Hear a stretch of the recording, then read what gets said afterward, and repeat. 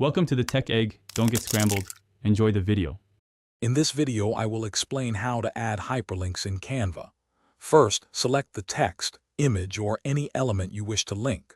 Once selected, look for the three dots in the toolbar at the top of your screen.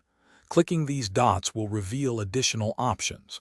From this expanded menu, you will then choose the link icon, which looks like a chain. This action opens the dedicated linking menu, preparing your element for its destination. After opening the link menu, you will see a field where you can paste your desired URL. It is crucial to paste the complete web address, including https://. Double-check the URL for any typos or errors to ensure it directs users to the correct web page. Once you are confident the link is accurate, simply click the Done button. Your selected element will now be hyperlinked, ready to guide your audience to external content.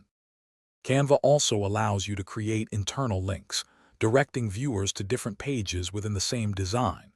This is incredibly useful for presentations or multi-page documents. Just like before, select the element you want to link, then click the link icon. Instead of pasting an external URL, you will see an option to select a page number from a drop-down list. Choose the desired page, click Done, and your element will now navigate internally.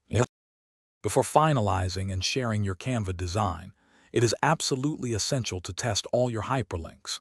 To do this effectively, enter Presentation mode. In this mode, you can click on each linked element just as your audience would.